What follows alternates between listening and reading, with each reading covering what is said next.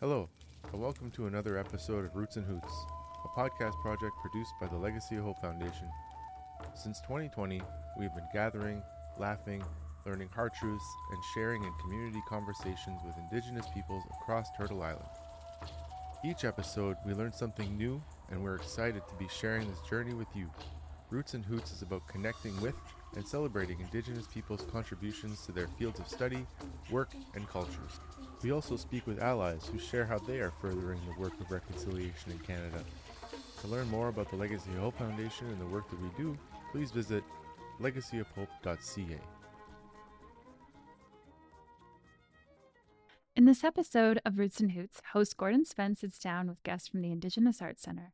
Eric Burant is an archivist of mixed Anishinaabe and settler ancestry, and Garrison Garrow is the manager of programs and collections, as well as a Kanien'kehá artist from Akwesasne. Garrison and Eric speak with Gordon about the history of the Indigenous Art Centre. The Indigenous Art Centre is within the Department of Crown Indigenous Relations and Northern Affairs Canada, and it was created in 1965. The Indigenous Art Centre holds one of the largest and most important collections of contemporary Indigenous art. They share about some of the current exhibitions, the importance of public access to art, and the Indigenous Art Centre's acquisition process. For Indigenous artists who may be listening, it is likely that the next open call for submissions will be in early 2024.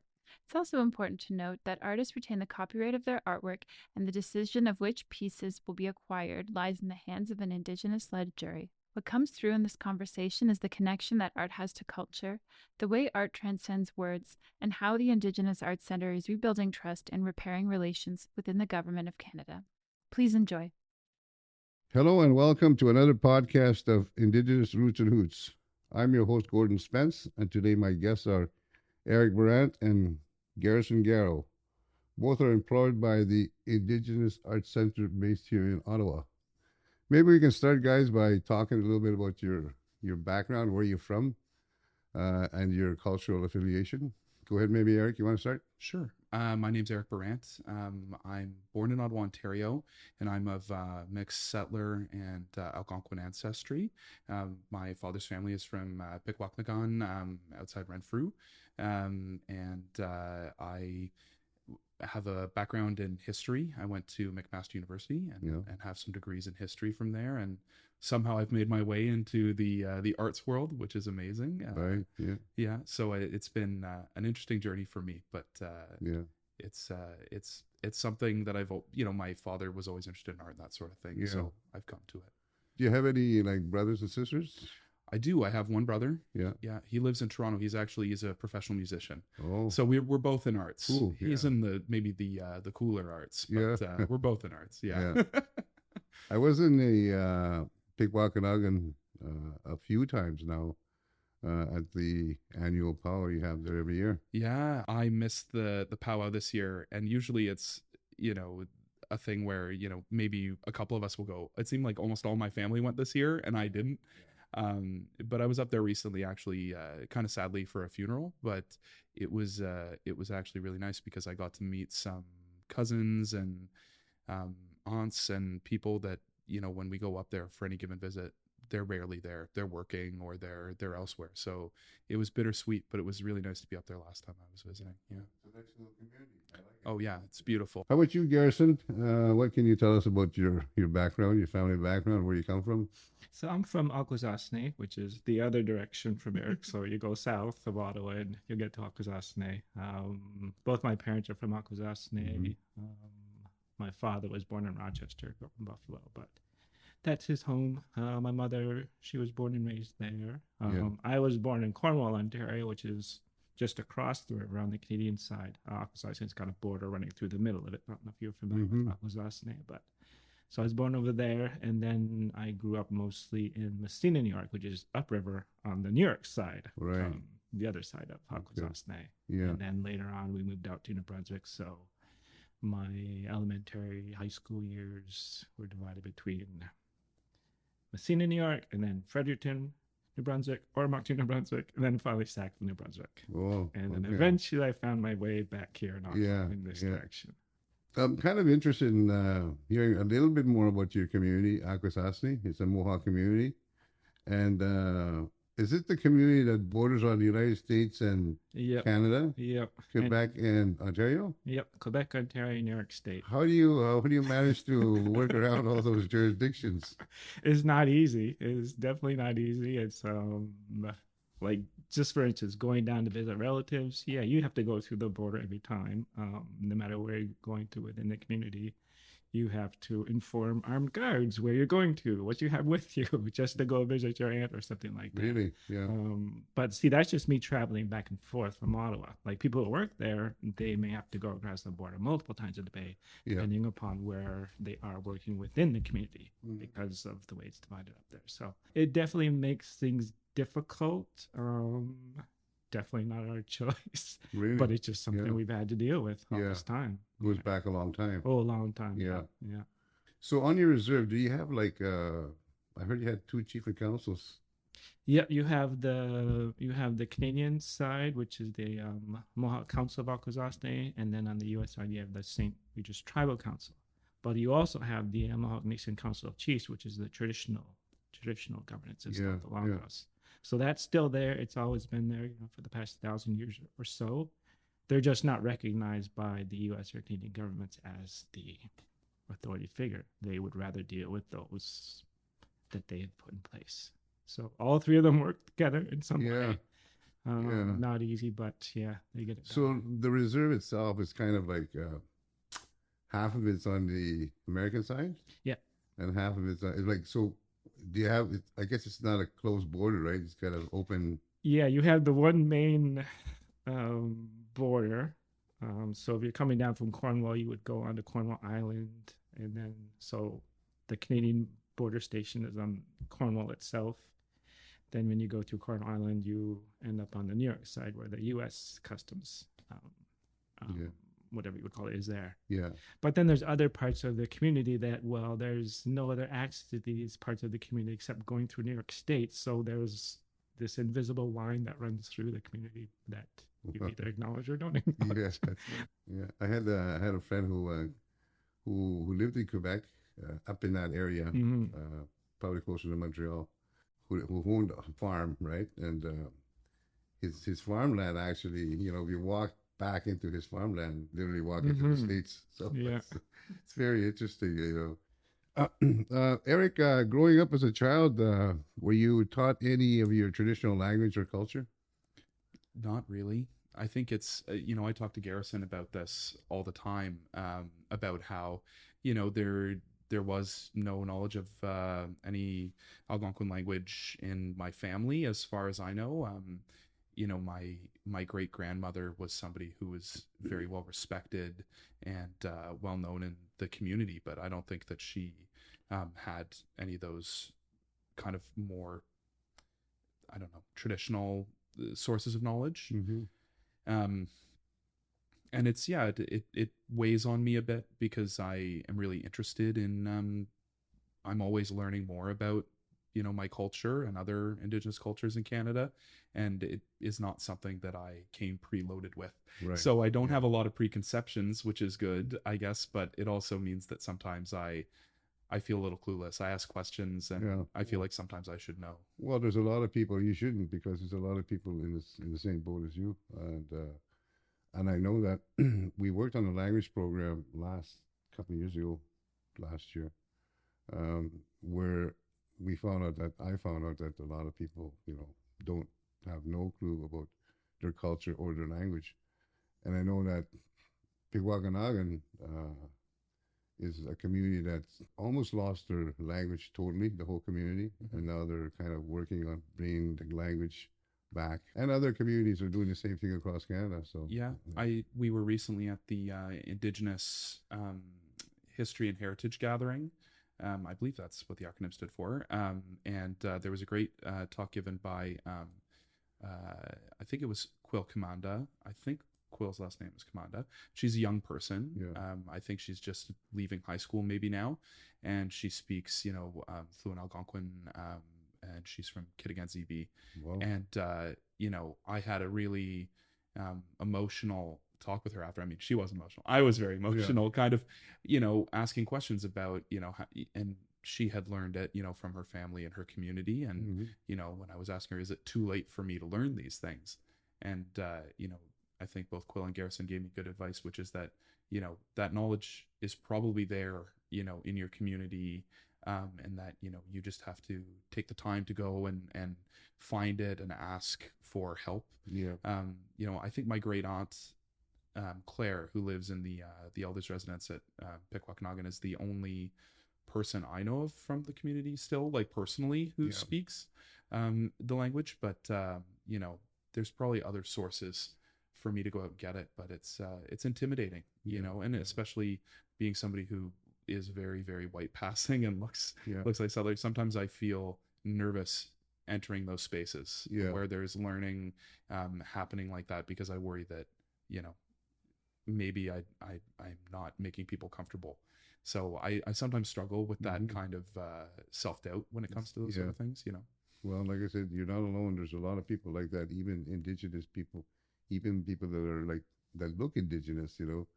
I have cousins who can't speak Cree, but there's a group of people that kind of grew up around the language, the culture, and can have an understanding of it, but they can't seem to speak it. It's in there, and they're called silent speakers.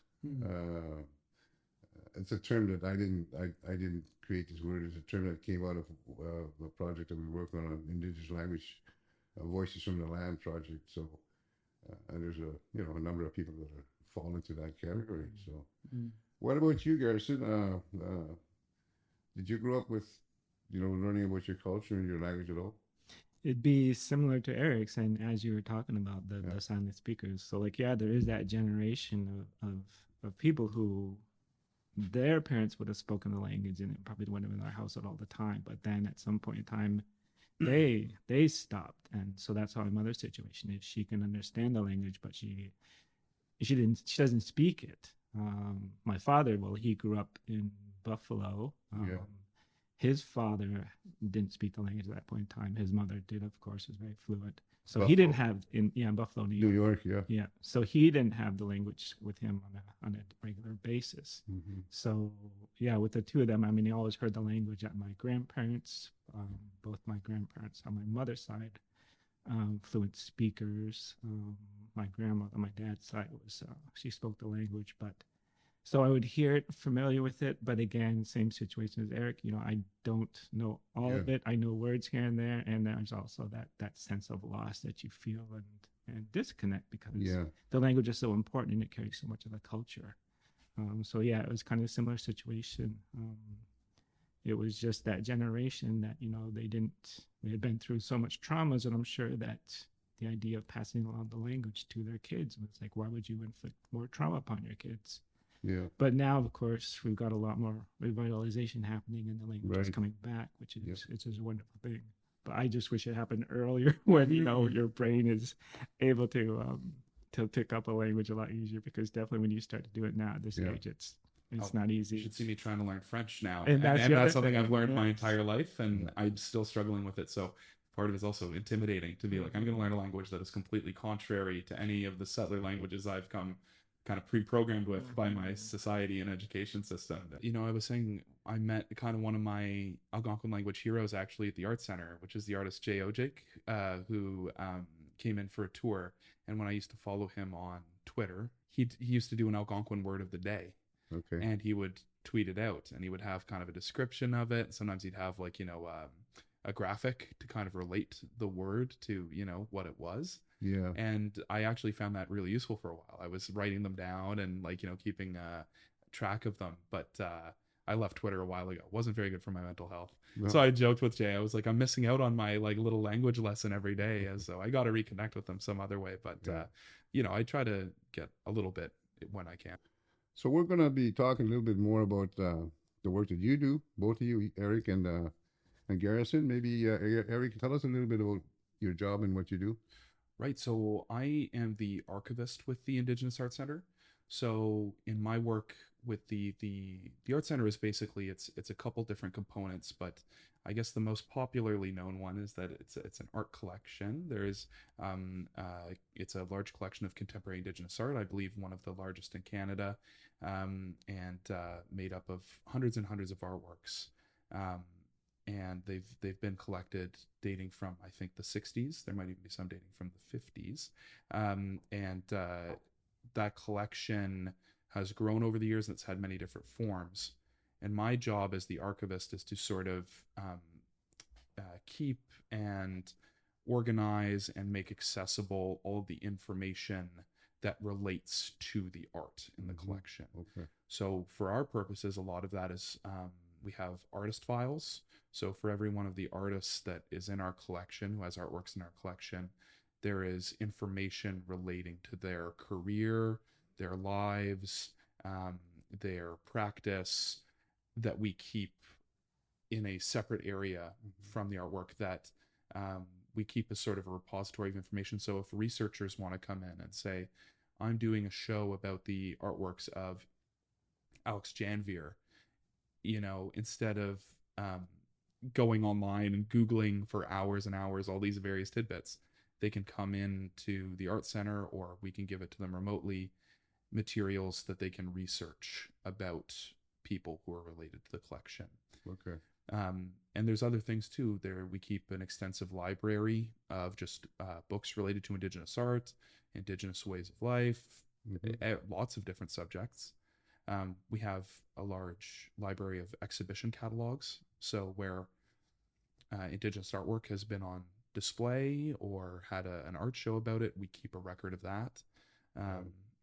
And we keep things related to artists, programs that we have run at different times, and different parts of the collection that are no longer with us. So we have some information relating to Inuit art that we no longer are curators or caretakers of.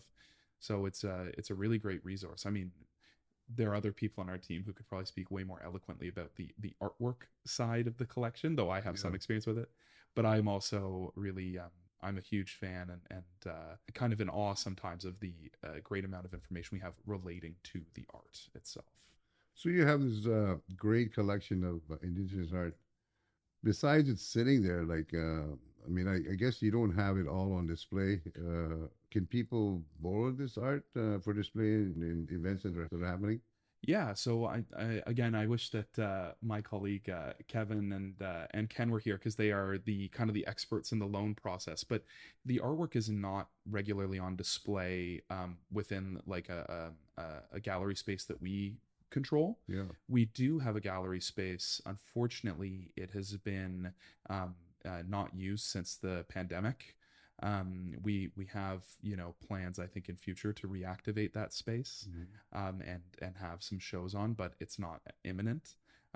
But yes, we do. The main way the collection is seen and used is that artworks from our collection are requested from other institutions. So, the Winnipeg Art Gallery or the National Gallery or the McMichael Gallery, various galleries or museums across Canada request our works, and then they come out from our vault space or from our partners who we store things with, and they go on display and they live and are seen, but they're usually out of sight until requested at this point now. Okay, so they're kept in an environment that's that's temperature controlled and it's temperature controlled, humidity controlled, light controlled, and it also we practice culturally appropriate care for our artworks,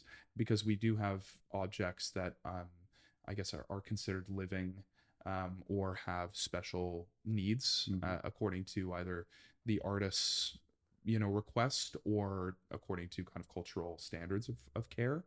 And I think Garrison could probably speak more to that aspect, but they are cared for on both a physical and a spiritual and cultural level as well. Okay. Garrison, you want to tell us a little bit what you do at the Art Center, Indigenous Art Center? I do a little bit of everything. So I was brought over as the program and collections manager a few years back. Now I'm currently the acting director while our director's on leave. So yeah, I get a little bit of everything because I'm kind of in the middle. So we have our Eric was talking about the registrations at the art registrar and the archive side. Then you also have the collection side and the coordination of the collection. So if anything is lent to another institution, like you would go through the art registrar, they identify the works, yes, it's available, and then it would go over to coordination to the actual shipping and sending out of the artwork and then sending it back. So there's a lot of work that's always going. There's always art moving around either the country or even internationally. So I'm kind of involved in the middle of that, being aware of what's happening on both sides, and then as well as working with senior management, because the art center itself is kind of its own separate bubble within the department. It's kind of a strange situation that Where is it within. located? It's within Saranac. So before we used to be right in 10 Wellington, so headquarters. I'm in Gatineau. We're right in the building there. We should clarify for the listeners, because we're in the government We bubble know too. well. So CERNAC is Crown Indigenous Relations and Northern Affairs Canada, Right. which is one half of the former Yeah.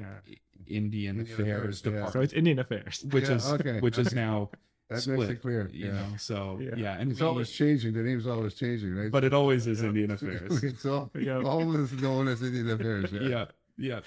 Yeah, I And usually always Northern Affairs. say Indian Affairs. Yeah, so well, you trying get it right to away. not- trying to use our actual Okay, name. Yeah. So yeah, I do a little bit of everything and involved with a lot of different aspects, and then questions that come in from the general public or within the department. There's a lot of activity that's always happening in that place. If I was like this community, I'm the chief, and we build a new band hall or band office, would I be able to, like, would we be able to borrow some paintings or art from the center for a period of time, or what's the criteria for doing that kind of stuff? Kind of yes and no.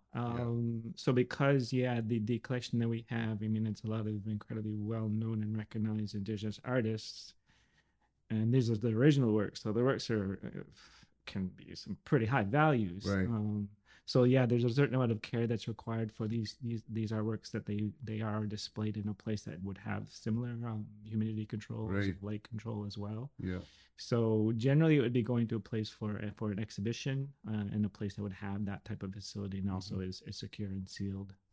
Right. So not usually would go to a band office because they would generally open to the public. So there's a lot more risk to be involved with. the Yeah, artwork. security and that kind Yeah, of stuff. and just potentially damage to the artwork as well. But what's interesting is that, you know, we've definitely had to move away from decorating kind of more public spaces or offices or things like that. But there have been instances where I know recently we've talked about it's an exception, but there was a piece of regalia that had been created years ago by an artist and craftsperson, and it was recently loaned out to somebody who is like the The descendant community, of the artist, and the regalia was used in a dance and then came back. Mhm. So there are times where artwork can go out for use in communities and things, but it tends to be the exception rather than the rule. And also because so many of the artworks, like Garrison says, they're objects that require a very specific type of environment Right. to thrive and survive. And it is tough because we don't want to create the perception, and I know that we've had the perception that we are, you know, hoarding artworks or keeping them for, you know, just to hide away from people. We do want to share it, and of course we think of ourselves as the stewards of the artwork rather than the keepers or the owners. But we do have to also respect the health and well-being Right. of our It's Yeah, preservation yeah. to ensure that as many people can see these artworks, you know, long down the road. So we would never come out and directly say no to a request like that. Yeah. But we would want to work with whoever's coming to us, because this is a chance to expose this artist to a greater audience. It's a chance that people may want to purchase their artwork. So we're definitely going to do what we can to So a lot of support it any is- Indigenous artists. So a lot of it is for sale then. Well, Some of it. Oh well, I think I think what Garrison may be saying is that if it is a contemporary artist, and say that there's an opportunity for the artwork to be shown in an institution, somebody requests it for a show, we always want to encourage it being shared and shown, because it is an opportunity for that contemporary artist, if they are still producing artwork, Right. to bring attention to their Yes. work and career, because then they do have an opportunity. Say if somebody comes in and says, that is a beautiful artwork, I'd like to contact that artist Yeah. and see if they would produce something for me. Okay. So that's something we kind of try to encourage more, is if you have the ability to support an artist by acquiring their artwork for your own permanent collection, pursue that route if you'd like. And we want to promote that by, giving that artwork, that artist's work, as much exposure as Right. possible. Yeah. And as well, so if they do go to exhibition, then there's usually the fees involved with that. So we ensure that the artist continues to get exhibition fees. Right. Or if the artwork is reproduced in any way, we ensure that they get Yeah. fees for the reproduction. So Yes. that's that. Yeah. So if we lend the work somewhere, it's to try and ensure that that whole means of them surviving and living as an artist Yeah. can be. So there's a fee associated. Yeah. And it's because we don't actually own the copyright for the artworks in the collection. When we acquire an artwork, which we'll get into, I'm sure, later in the interview, because it's a big topic. When we acquire an artwork, we are acquiring, the object, but ultimately sort of the final say on how that artwork will be used in future, we have rest with the artist. So that Like an agreement. Yeah. Exactly. So that, and as part of our acquisition agreement, if we acquire an artwork, we say, we'll have this artwork and we'll take care of it, and we'll own it. But when the time comes for it to go for a show, say, we're going to check with you and say, is this going to go out to this institution, or somebody wants to reproduce this image in a book? Are you good with us reproducing this image in a book? And we ensure that they're compensated for that use of their artwork. Yeah, it's a heritage trust collection, so that really should be the key way to describe the program in the Art Center. Do you have any exhibits where you take a part of your collection and have a show, like an exhibit? Yep. Yeah, like when the gallery space was there in 10 Wellington in the lobby, that's what they would do on a regular basis. Okay, So you would either get a curator to come in, and then they would choose a selection of artworks to have in the gallery. But then there were other cases in the past where it's after an acquisition happened, for instance, and they wanted to showcase some of those works. So then they would put those pieces up, as many as they could within that. It's a very small gallery space, but as many as you could within that to showcase it to everybody. Small but mighty, as I understand it, was really. And I was in the building before I joined the Indigenous Art Centre, and it was a very popular space to walk through, and really a well put together space. And it is a shame that it's kind of sitting fallow right now, but I know when it comes back, it'll be very popular. Besides when people talk about art, they talk about a painting or a sketch of some kind with pencil or ink. That's what people picture, right? But in your collection, do you have like other stuff besides a painting? Do you have like any? I don't suppose you have any carvings or anything like that, but lots. You do? Yeah. Wow. Yeah, we've got a bit of everything. So like when the collection was when they first started with the collection back in the 60s, they had done some collecting beforehand, not like directly, but at that point in time, it was a lot of like crafts. So there would be like smaller sculptures, carvings, mittens, moccasins, things like that. Over time, it kind of transitioned less from those items to the more fine arts, because the idea of the Art Center at that point in time was to ensure that Indigenous art is recognized at the same level as other art that is being done around the world. So we have Morrisso's art should be on the same level as the Picasso's and all these great artists. So at the time, that was not considered. Indigenous art was something that would be relegated to a museum. it's primitive art. It's nice, but Yeah. it's It's not fine art. Yeah. So the Art Center played a big role in advocating for that, ensuring that no, our art is art and it should be recognized on the same level as every other artist out there in the world. So that's when it kind of shifted to more of those pieces and less of the crafts. But of course, sculpture and carving, I mean, yeah, they're recognized as fine arts now. Yeah. So I mean, what would be the the line between art and crafts? Like, that's a very good question. Yeah, you want to start? Do I want to start? I think that is something that maybe the Indigenous Art Centre is emblematic of, that the line is very blurry, because we have art that is very much like a craft, and we have maybe there are some crafts that are very much like art, and I think the difference is in the eye of the beholder.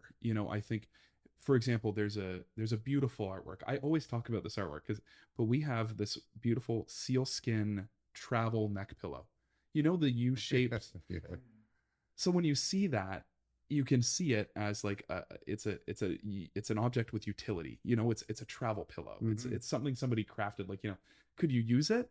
I don't know. But is it also beautiful artwork, like the way it's been stitched and constructed, and the sealskin? When you see it, we had a photographer come in and photograph it, and it almost looks like it has a halo around it. It's glowing from the fine fur, right? Yeah. And there are objects like that where it almost makes me smile when I think about it, because it's a crafted object in the way that things have been made of sealskin and seal fur for millennia, but here it is being turned into this kind of boring Western invention, the neck pillow, an uninteresting thing, and it becomes this beautiful art object, right? But yeah, you have to let the artists play with that idea as well as what is a craft and what is an art, and they do that. Oh, very much. Test those boundaries and push, and it's wonderful to see. Yeah, there's a lot of I mean, my wife's Inuit, so I see a lot of Inuit arts and crafts and carvings and stuff like that. And, like, for example, like they make these Inuit make these they're supposed to be like sunglasses, but they're made of bone and they just have a fine line, so you can see through it. It's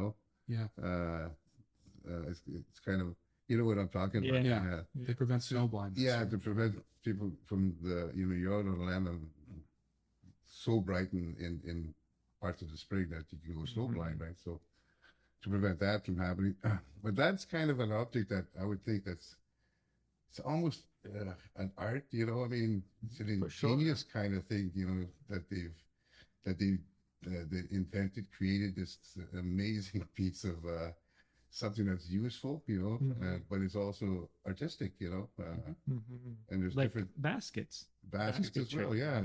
That was a very utilitarian thing before. You need as a necessity, but they become these incredibly ornate and beautiful objects. And we have lots of, and even back then, they were probably incredibly ornate and beautiful, but they were used. But now we see it differently. Yeah. The Snow Goose Gallery, located at 83 Spark Street, has been specializing in the sale of First Nations and Inuit art since 1963. The Snow Goose Gallery is a family-owned business, and as owner Ian Wright will tell you, the store prides itself on purchasing directly from artists and on their knowledgeable representation of First Peoples art from across Canada. Here you will find Cape Dorset prints, carved Inuit sculptures, First Nations wood and stone carvings, and more. The Snow Goose Gallery is located right in the heart of downtown at the Spark Street Mall. It's a great place to shop for gifts made by Indigenous artists and to consider when designing your home or office space. Enjoy the serenity and beauty of the Snow Goose Gallery next time you're in the nation's capital.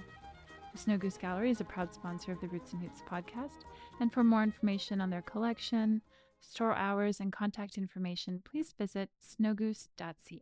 Eric, in your opinion, how can Indigenous art be used as a tool for education? That is a huge question. I think that art is an incredibly effective tool for teaching history and cultural values, because artwork is sort of the expression of deeply held personal and cultural values.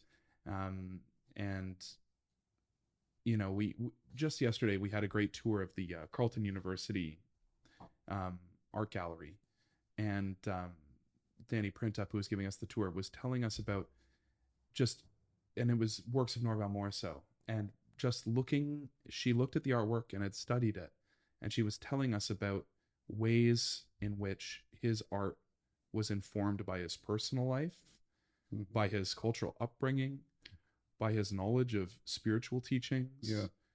And I learned so much about his community, I guess, and the way he had been brought up, his beliefs about spirituality, beings in other realms, about all these different things in 2 hours in an art gallery. I felt like I'd learned so much. And I think our art collection, with the huge breadth of artist experience, the different cultures and regions of the country that we have in the collection, there's so much to be learned. And there are some artworks in our collection that are really challenging and sometimes very painful to experience, because you can really feel and see the pain that the artist has experienced. Wow. And that they're expressing through their artwork. Yeah. And there's so much to learn from that. Yeah. Because I think, for better or worse, I think sometimes the most popular Indigenous art in Canada that we see in, a textbook that a kid receives in our country, or that you may see at the gallery, in the National Gallery in a big show, sometimes it is not the most challenging, because the challenging stuff is not always fun to look at immediately, or to think deeply about.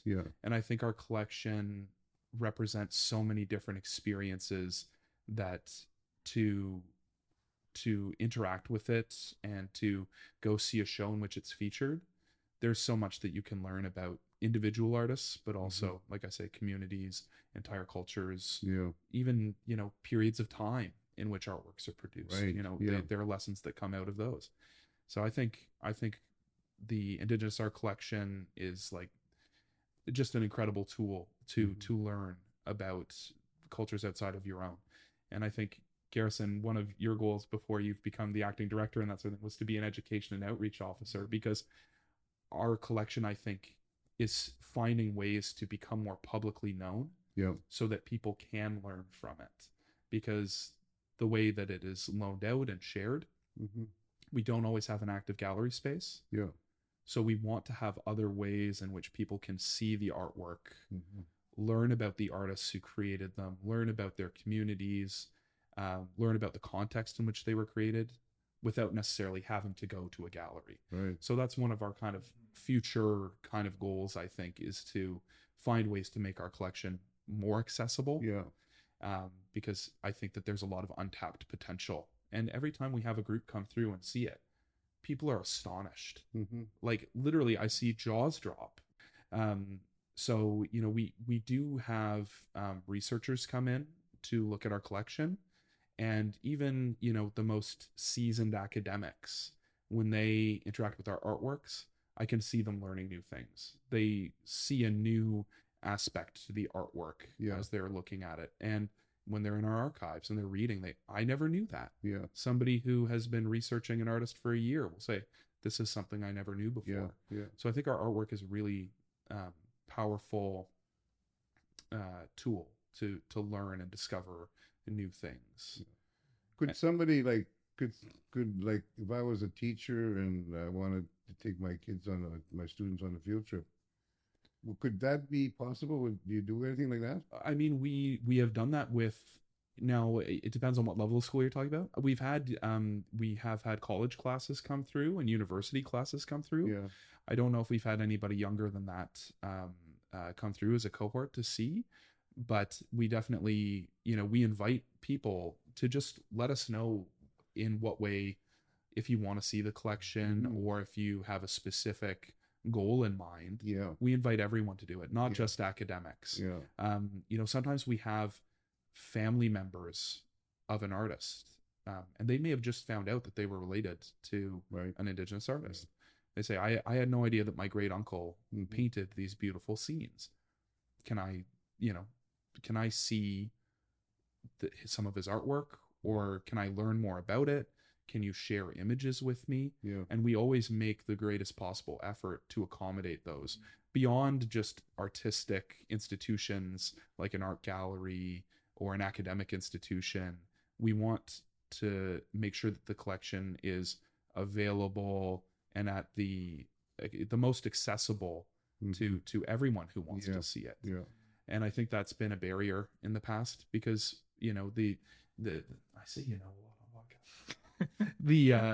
the perception, I think, of accessing fine art is that it is for people who are specialized in fine art. Yeah. But I don't think that's true. Right. I think that art is for everybody, and art is for people in the community and culture and with an affinity for it to use and to discover and to learn from. So I think that's one of the things that the Art Center is really trying to work on, is expanding our accessibility and openness for everybody. Right. Like, art is a way to convey ideas that you may not be able to express in other ways. You may not be able to say it. You may not be able to write it down. But you can probably create some work that's going to get those messages out there, which I think is quite, fascinating about the Art Center, is that when this was formed in the 60s and 70s, and they're purchasing these incredible works from Indigenous artists, and the artists are exploring different themes and issues and, just things they're dealing with or want to express, and they're putting it into the artwork. And then Indian Affairs was buying that and putting up on their walls. Yeah. So they may have messages in there that are not, that, They don't know. yeah, like they're conveying something here, but people are walking by it and looking and appreciating it. They may not be seeing those messages, but they're seeing something here. Right. But you never know, on a subconscious level, they're picking up on these things, like, for instance, I had done this artwork, or this pin. I was working on this project called Kanien'kehá. It was for all the Inuit who had gone down south for tuberculosis treatment and then just never came back. So I was asked to design a pin that would be given to the survivors when they were doing the apology. So I had to do, luckily I had done so much research working on that project for like the 3 years previous to that. So when they asked me to do this design, I was able to, put something together fairly quick because it was still fresh in my mind. So I just started drawing different things and putting it out there, and eventually came up with a design that I was pleased with, that I thought represented, their experience in as much as I could in this small design. So after the event happened and it was given to all of the Inuit who had gone through the experience, the ones who had made it back, there was this one gentleman who had asked to speak with me. He's kind of very well known, as involved with Nunavut and Nunavut politics. I can't think of his name right now, but I know it when I see him. But yeah, I said, of course. Well, I would love to talk to him. So he comes over to me and he starts telling me a story about when he was down in the hospitals. He was there for quite some time, just him as a little kid, in a hospital by himself. There were some other Indian around, but there's different language issues. There's just being away from your community and your family and everybody you know. So he was quite sad and missing everything. So eventually, he had sent some letters back home, and his family had sent him down a piece of whale blubber, a piece of whale meat. And he said he looked at that and it just brought him so much joy to see this thing that he recognized and knew, and food that he knew, because they didn't know that hospital food. This was not their culture. And he said he just looked at it for the longest time and was just so happy. So when he saw my design, because I had these different layers, he said that's what he saw. He saw the different whales of the whale meat. So that's not something that I intended to put into this design, but it's just something that came out from the research I was doing. Because for me, when I'm doing artwork that I really, really enjoy and appreciate and think that's good artwork, I don't think it's coming from me. I think it's flowing through me. I kind of read and research as much as I can. And then eventually there comes a point where I just, okay, now it's got to come out. So what comes out, the best artwork I do is one where I have no idea how much time has passed. I don't know what I'm drawing. I'm just sitting there doing something. And eventually it's like, oh my God, I'm in so much pain. My knees are locked up. My hands are sore. I got to go to the bathroom. And then I'm done. Then I look back and come back and say, okay, so this is something, this is good. Because it's less me involved and more something flowing through me. So I think with that design, that's kind of what happened. That was, I was just kind of being guided with what I was reading and learning. So you created a pin. Yeah, yeah. Yeah. Mhm. Why don't you display some of your stuff in these yeah, closet full of art, right? So Okay, you're gonna get to the question about the acquisition. okay. I'll answer that. I'll answer at that point in All time. right, well, let's get to that. I think we touched a little bit about that, about your acquisition program of Indigenous art. Why is it important for Indigenous artists to consider this? So our acquisition process is, I believe, unique and has been this way for a couple decades now, which is that the art acquisition process is a juried acquisition process. So what that means is that instead of, a group of bureaucrats, sitting around saying that artwork looks nice, that artwork looks nice, what the Indigenous Art Centre does is we convene a jury that is made up of Indigenous curators, artists, people surrounding the art community, people who are knowledgeable in the field of kind of contemporary Indigenous art. Mm-hmm. And we accept submissions and we put out a call, and we try to cast a very wide net. Mm-hmm. We put up posts on our website. I've started using Facebook to promote the art acquisition. And recently, one of my kind of projects has been looking into the use of radio to reach more northern and remote communities, to put out the call. Once those artists, and they can be artists that are emerging artists, established artists, famous artists, but we accept all of those applications for the process. And once those are received, the jury gets together and reviews the artworks that have been submitted, and it's amazing to watch. I've only been part of one of them. Yeah. I joined the Indigenous Art Centre during the pandemic, so it was the first ever remote jury process. Mm-hmm. And you can imagine that was difficult. We had people from Vancouver, all the way, to Quebec, and trying to, convene everyone together and review artworks in a remote sense. Right. We had an image on the screen. Mm-hmm. Before, we used to do it, people would do it in person. We'd have the artworks come in and you could be hands-on, with the artworks, not literally, because that could be quite bad, but, visually in front of you.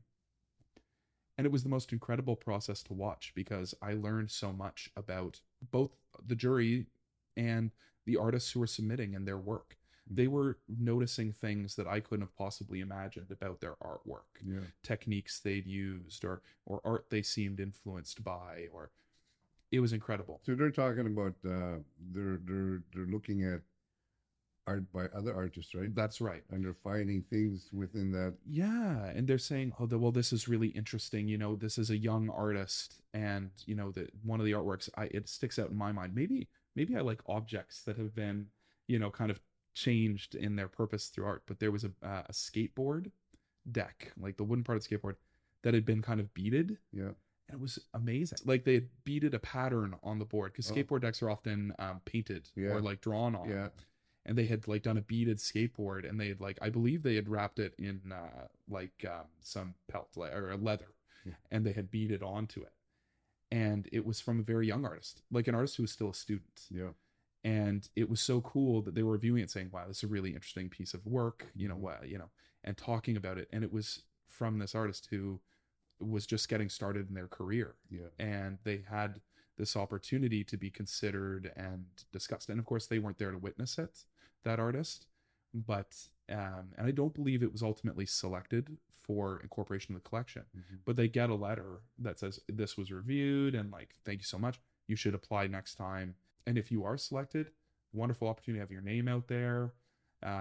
You can put it on your resume. It's in the Indigenous art collection. So what happens to the art once it's selected? So once it's selected, and we drop an agreement, and the artist sets the price.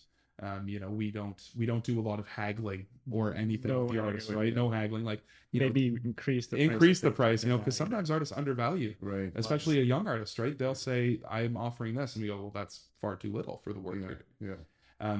So we draw up an agreement and we say, we'd like to purchase your artwork and bring it into the collection. And then that can be a very interesting process too, because sometimes this artwork is coming from areas that are not easily accessible by fine art shippers. Because with these artworks, it's not easy to just throw it in a box and give it to FedEx. Right.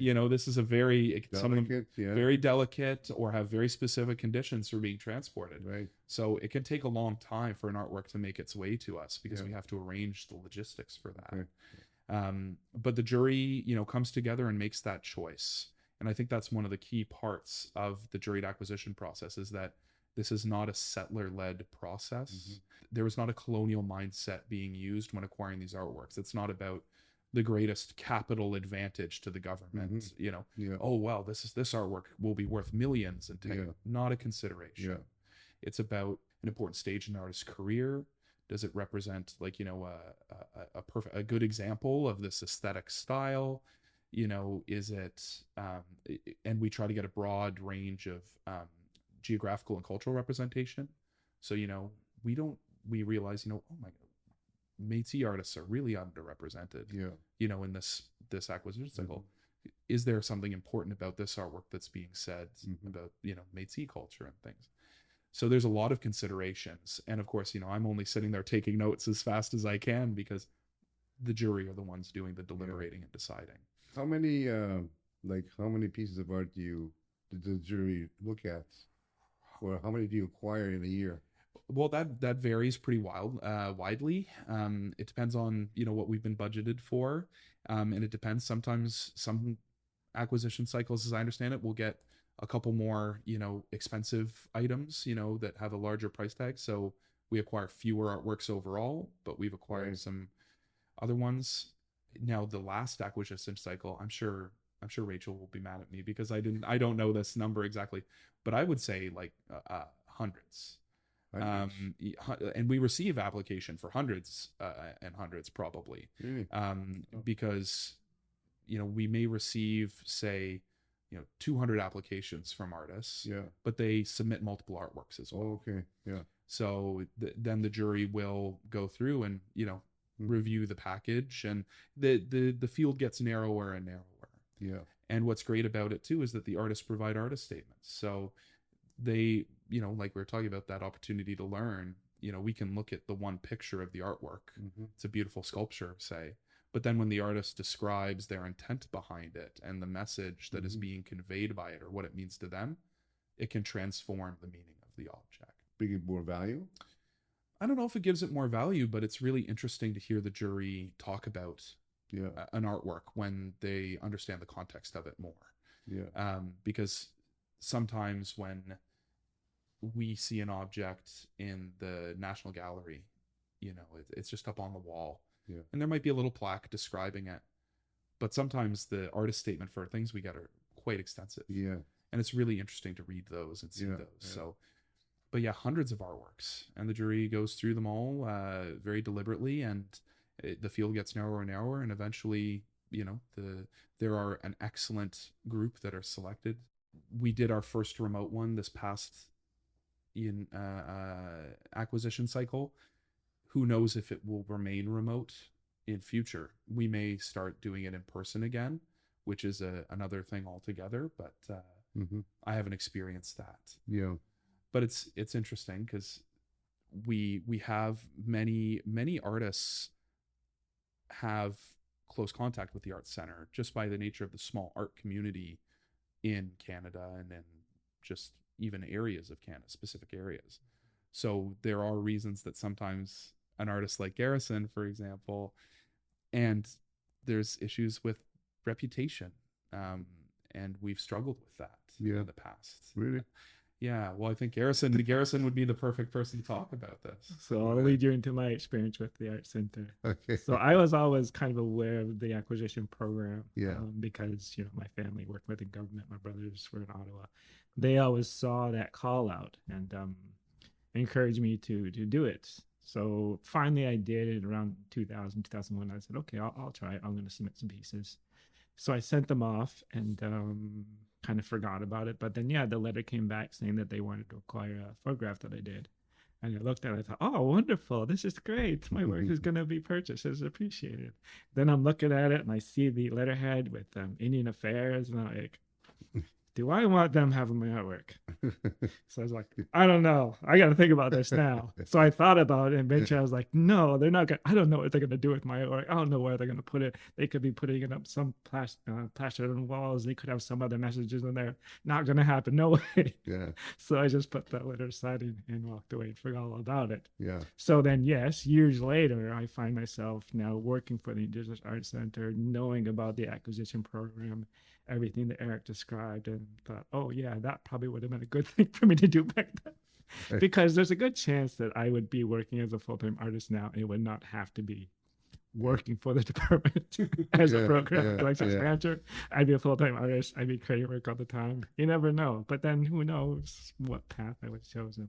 But that was my experience because I saw it attached to the department. I saw it attached to Indian Affairs, and I couldn't make that distinction at that time, or at least at that age, because that was mid-20s. So, you're a little bit more rebellious and things like that. But now I know how important this collection is and the acquisition program. Like we do have a split between the emerging artists versus those established artists. So there's always the desire to encourage emerging artists and purchase their work so that they can start their careers. It also means you do have to make that tough decision when you do have an established artist and they submit a work which is incredible, but we may already have pieces like that within the collection, or a similar piece in that style. So that's left to the jury to decide. So there are like incredible pieces that don't make the collection just for that reason, is that we have some already there. Or else you do want to encourage more emerging artists to come along. So like, okay, I would want to bring this person into the collection because now they're part of this community. They can do their work and they can get themselves established where this established artist is kind of doing well. I have lots of exhibitions, so they may need less focus and less attention. Right. Because we do have a limited budget, so we have to try and figure out where that money's going to go to and how we can advocate for Indigenous art in general. So it's got to be spread and the decisions have to be made. But thankfully that's left with the jury to decide and not us, because that would be a very difficult thing to do.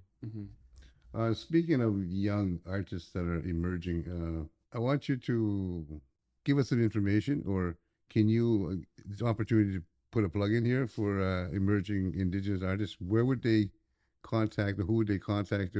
Because, we might have some young artists listening to this podcast and, kind of on the verge of, what should I do in my life? Should I go this way, or should I pursue art? And where would they, if they were interested in this acquisition program, who would they call, or where would they go? Well, we do have a web page on the CERNAC, the main website. So if you have access to the internet or Google or anything, just type in Indigenous Art Centre, CERNAC. It should lead you right to our page. We have a generic phone number that I think is not inserted. I wouldn't recommend that one. I would not recommend the phone number, but what I would recommend is our generic email. Right. Which, if I'm going to say, I believe it's ART at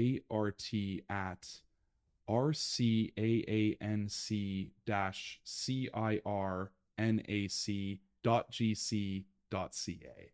So this is the joy we of have to use communication. So that's why I encourage people just to Google the website, and you will find a link to the email. You'll find information about the Indigenous Art Centre, and I don't think that we have an acquisition cycle immediately planned for certain dates. Not till next year, most likely. But preemptively get in touch with us. Yeah. Ask any questions that you want. And, keep your eyes open on our website. And if you email us proactively and say, I'd love to know when the next acquisition cycle happens, we'll definitely keep that in mind. And we have a mailing list that we use when that information goes out, so we can add any artist who's interested to that mailing list. And you purchase the art, right? We do purchase the art. Money will go into the artist's pockets. Okay. And of course the copyright will remain with artists. So if you have an artwork that is, possibly selected in the process, if that's used in a book, or if it's used in a documentary, or if it's on an exhibition, your artwork is going to be on display internationally, you'll get a fee. So it's not only a wonderful opportunity for your career and for your artwork to have a larger audience, it's also a financially rewarding process. And I think that is the concern I think some people have, is that, and we talked about reputation of the department and things. I think that there is historically some justified distrust of these institutions. So we try to battle against that by always being as upfront and fair and transparent as we can be with any process related to art acquisition or the use of your art. Good stuff. Got just a couple more questions for you guys. Garrison, do you have any, kind of two questions here? The first part is, do you have any of your art go outside the country? And also the second part is, do you have any exhibitions coming up on Indigenous art? Oh, definitely. Yeah, we recently had organized an exhibition in Brazil. So a number of pieces went down from the Art Center down there. The year before, some artwork went to Taiwan. And they had an exchange, a collaboration with their Indigenous people in Taiwan versus the Indigenous people in Canada. So that was quite an exciting one. But yeah, there's always some moving around. The U.S. is another big market because there's definitely a close link. A lot of the nations are across that border back and forth. But yeah, there's always something on the go. So right now we have a number of we have pieces at Rideau Hall, the Governor General. So they have a number of pieces featured there. The National Museum of the American Indian has a number of works from the collection. There's a big art exhibition right now at the Art Gallery of Hamilton, on the Bay Art Gallery, and also the National Gallery called Radical Stitch. The McMichael Gallery in Kleinburg, Montreal Museum of Fine Arts, Kelowna Art Gallery. Is there a catalog? They go to your site, and then is there a catalog or something that? Not quite. Like we have a book that was produced a few years back, which has about 400 pieces. I think.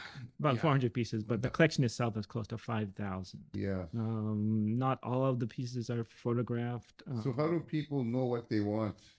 Well, if you go to our main website, it does have a list of the artists that are part of the collection. So you can at least recognize some names and kind of make your decision there. It's not the art itself? They can't see the art? No, not the art itself. Yeah, we're trying to do that, but that's a big, long process to create an online gallery. Everything photographed and uploaded and everything. It's a bit of a process. I think one of the things that is interesting about the Art Center is that we don't have a catalog from which you go, beautiful. It's a very collaborative process.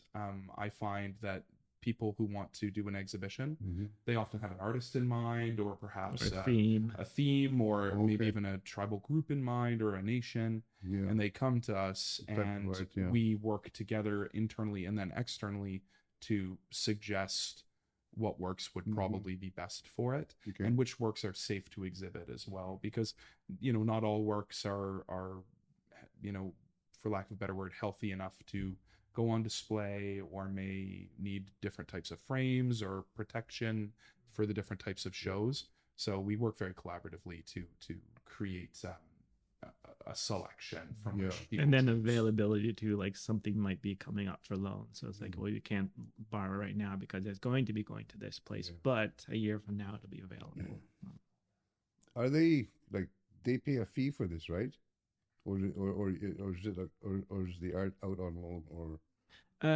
Well, it kind of varies. Yeah, there there will be fees that will be provided to the artist if something's on exhibition.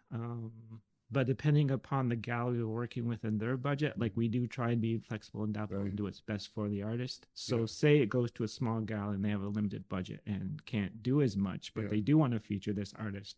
Well, we'll work with them and say, okay, maybe we can cover the shipping cost to get it to you from there. We'll do things like that if it's the best thing to do for the artist. Okay. Last question. It's about reconciliation. Maybe Eric, you'll start. There's a buzzword going around Canada now. It's called reconciliation, and people have different opinions on it, and nothing's wrong. I mean, all the words that I've heard about reconciliation are all positive. They're all good. And what are your feelings on this? How can we make this country? How can we reconcile? What does it mean to you? What does the word reconciliation mean to you, Eric? That is a tough question. I think what Canadians can do, and I think we're well positioned to do this in the Arts Centre. I think what Canadians can do is, obviously, collaboration is key. I don't want to sound trite, but one of the things I love about the Arts Centre is that so much of the work we do is built on relationships with artists that we cultivate and work hard to earn trust, live up to our promises, and be transparent, be as honest as we possibly can. And I myself have spoken with artists, and it's like meeting a celebrity, and sometimes I'm tongue tied, and I realize that they're just human beings who want to be treated normally and with honesty and with kindness, and they'd love to talk to you. And I think the work that we do in the Arts Centre, talking about, letting Indigenous people lead where they should and where they deserve to, and where the settler voice is not needed, having the grace to step back and know when it's your turn to speak and participate, and know when it's okay to let other people go. And it's hard for some people. It's hard to let go of your control of a situation. It's hard to let go of your understanding of how things should be or how you've been taught they should be. But I think building those relationships and trying to always earn trust and show respect, it's all that I can do on an individual level.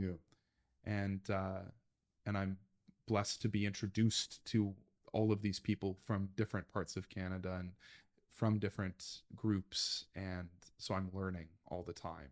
So I try not to speak too certainly on the subject of reconciliation, because I'm still learning what it means to the artists and people that I talk to. And I think that's how you learn, listen, and just speak honestly. Good, well said. Garrison, what does reconciliation mean to you? Like, what comes to mind? It's a tough one, because I think my answer probably changes, all the time. But I think what Eric was talking about makes a lot of sense. And you spoke about letting someone else lead. I think that's kind of a key thing that's always been running through my mind when I think about reconciliation, because it's, for a long time, the future for Indigenous peoples was disrupted. It was put on hold. It was sidetracked. Right. It was someone else took over and steered us in a completely different direction that we wanted to go in. So we kind of like lost time, where we don't know what could have come. So imagine 400 years of us living on this land, what we could have turned that into, the understandings that we had, the connection with nature, and just the way that we lived our lives. What could that have been, after 400 years? How could the world have changed? But that was all just suddenly stopped. So to me, reconciliation is, okay, now let us do our thing again. Let us decide what our future is going to be. Let us decide how we're going to live upon this land, how we're going to speak, how we're going to dress, all these things that have been disrupted and set aside. So reconciliation is something that, I don't know if we're ready to use that word at this point in time, because like a lot of people have said in the past, we still have to get to the truth first before we can decide we've reconciled with something. And how do you do reconciliation when a lot of people really don't know the history of Indigenous peoples in Canada, in North America and South America? They don't understand what has happened, and there's a lot of people that are still in denial of us when we talk about this, because it's not in their history books. Right. There's a lot of things that we have to deal with first before we get to that point in time, but we do have to go in that direction. So it's something that I've been working on within government for probably my entire time within government, the past 20 years, kind of struggling with that. And sometimes, you feel like you're banging your head against the wall because no one's listening to you. No one's hearing what needs to be done or what needs to be said, and not shifting or moving in a different direction, but trying to maintain the status quo. It's very frustrating. It's probably why I've left government so many times. I've jumped in and out. 4 or 5 times, I think. Yeah. But that's the one thing that I do like about the Indigenous Art Centre, is because I think they've been doing reconciliation since they were formed, because this was an Indigenous jury, Indigenous people leading the Art Centre. That decision was left to Indigenous peoples. one of the wisest decisions I think that came from that time was whoever was in charge back then realized that, okay, I'm not an Indigenous person. I don't know about Indigenous art. Maybe they should decide what is collected. And that's reconciliation. Right. They may not have been anywhere near that frame of mind in what they've done, but they made that decision. So because of that, this place has been allowed to grow and develop and become what it is within this department. Yeah. And it's now like they're kind of like merging together as people are more aware of reconciliation and what needs to be done. So the Art Center can play a big role in saying, okay, so this is how you should do it. This is what we've been doing for the past 40 years. Let's learn something from this process and maybe let that trickle to the rest of the department. 60-some years. 60 years. Yeah. Math is not good. I was seeing that, like someone asked me this question a while back and I was kind of like reflecting upon it. And what I saw was an eyeball. So when the Art Center formed, I mean, the artwork, this is our vision, the way we see the world, we represent it. Right. We're reflecting upon Canada. We're reflecting upon our history. We're reflecting on all these things. Yeah. So then this is now in the department and on their walls, because a big part of the Art Center when it was formed was this art is going to decorate the office. And that was a way to reach the staff and to inform them about Indigenous peoples and issues and cultures. We moved away from that now since then, but that was the original idea. So you have this Department of Indian Affairs that is now reflecting upon itself because you have these artists presenting these ideas. It's all over the walls. These concepts are there. These issues are there. And now suddenly this department has an eye looking at itself, has gained some level of consciousness. Who knows? Mm-hmm. But anyhow, when I was just sitting there one day and all of a sudden that kind of image popped in my head and you try and think about it. And, so that's why the idea of reconciliation in my mind, it shifts all the time because I do think there's still a lot more work that needs to be done. So it can shift depending upon what I'm thinking about at that particular time, like how we should move this part forward, how do we move this part forward, and on and on and on. But spoken like a true artist. Yeah. That's another different way of talking about reconciliation. But you guys are doing a wonderful job, and I want to thank you on behalf of the Legacy Hope Foundation, Roots and Hoots podcast. I've been talking to Eric Burant and Garrison Garrow from the Indigenous Art Centre in Ottawa. Thank you guys for coming out. There we go. Thank you so much. Yeah. Thanks for tuning in to this week's episode of the Roots and Hoots podcast produced by the Legacy of Hope Foundation.